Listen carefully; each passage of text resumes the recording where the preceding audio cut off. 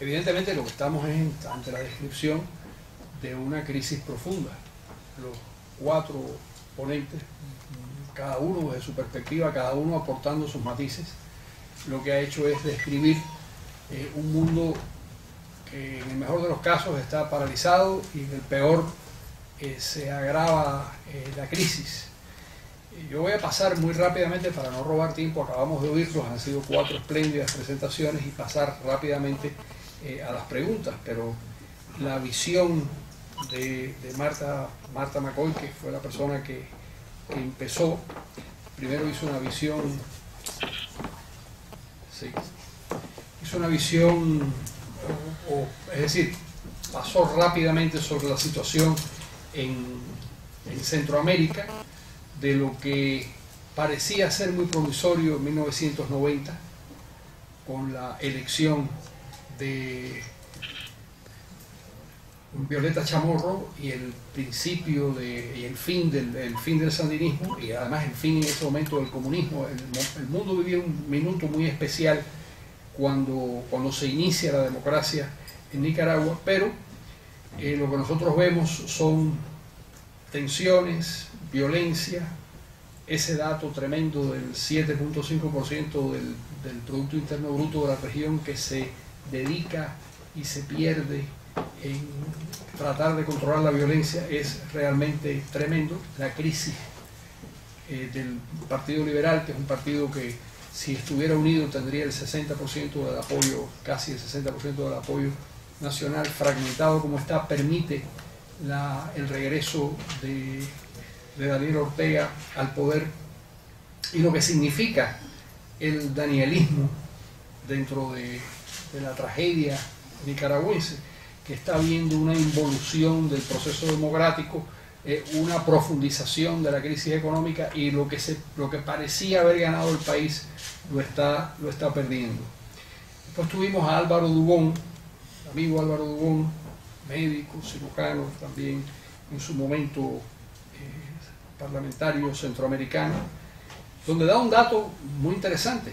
La región ha recibido 10.000, y ese es el centro de su ponencia, la región ha recibido 10.000 millones de dólares de ayuda exterior, y esos 10.000 millones de dólares no le han servido a Centroamérica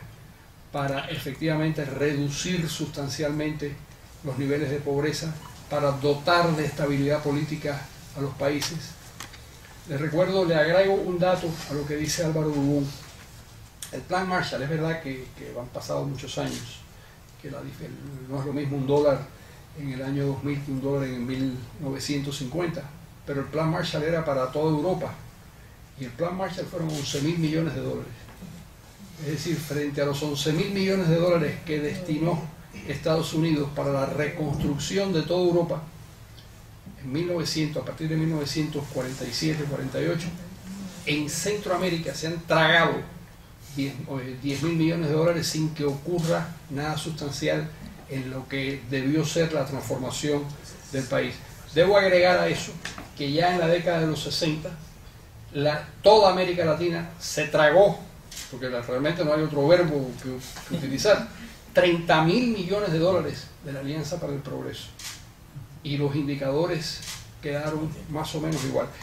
Las razones, y aquí ha habido diversos aportes sobre las razones de la pobreza y cómo salir de ella, pero evidentemente es el gran tema latinoamericano y la asignatura pendiente de ese continente, donde, con la excepción de Chile, que ha reducido, yo diría que sustancialmente, los niveles de pobreza, el 42% que tuvo en el año 1996-97, a hoy en día, que es el 12% de la población. En Chile sí ha habido una reducción realmente muy notable de la pobreza. Algo bueno han hecho, sin duda alguna, no solo en la época de Pinochet, sino sobre todo en la época de la democracia, que ya es más extenso el periodo democrático que los años de la dictadura de Pinochet. Toda la charla de Álvaro Dubón giró en torno a tratar de explicar esa paradoja de una región que recibe esa ayuda y los problemas que tiene y cómo le cuesta muchísimo trabajo salir de la situación. Pedro Trujillo ha hecho, lo ha visto, quizás la perspectiva de él es muy interesante porque es un español transterrado, como decía Madariaga, instalado en Guatemala y que tiene una visión muy objetiva de los problemas de Centroamérica y lo ve a través de los grandes índices que se publican, y ese índice de gobernanza o gobernabilidad, que es otra palabra que se utiliza como sustituto, es yo creo que muy importante para explicar las razones de la pobreza y de los conflictos y de la crisis, qué es lo que sucede en la región que impide que se limite la corrupción, que genera una actitud que él señaló, y yo creo que es uno de los problemas claves de la región, donde un porcentaje muy importante de la sociedad no se ve reflejada o reflejado en las instituciones y no le importaría la destrucción del sistema político porque no pueden creer en la democracia. No pueden creer en la democracia porque la democracia, además de ser un mensaje político y además de ser una forma de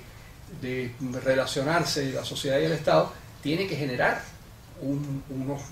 modos de convivencia que sean razonablemente gratos para la mayor parte de la población, y eso no sucede en muchos países latinoamericanos. Cuando nosotros nos preguntamos por qué, y es un dato que siempre me gusta recordar porque es muy preciso y además es la misma cifra, cuando el señor Hugo Chávez en 1992 intentó dar un golpe de Estado en Venezuela, a las 48 horas midieron el grado de respaldo que tuvo esa intentona, que dejó 300 muertos en las calles de Caracas, y el 65% de los venezolanos lo apoyaban. Cuando ese mismo año Fujimori destrozó la institucionalidad democrática peruana y dio un autogolpe, el 65% de la población peruana apoyó el autogolpe de Fujimori. ¿Por qué esas dos sociedades, que yo diría que esas dos sociedades son prácticamente todas las sociedades de América Latina, con la excepción, yo estoy casi seguro, de Costa Rica, en este momento de Chile, probablemente de Uruguay, pero por qué en la mayor parte de los países latinoamericanos se genera o se produce eso que Pedro Trujillo ha señalado? Bueno, porque los pueblos no se ven reflejados en la institucionalidad del país. Es decir, si la sociedad no encuentra que el Estado ha sido segregado para su beneficio, no le importa demolerlo. Es una reacción perfectamente normal. ¿Cómo reacciona la sociedad? ¿Cómo reaccionamos nosotros si alguien entra en nuestras casas, le da una patada a la puerta e intenta decirnos cómo tenemos que vivir?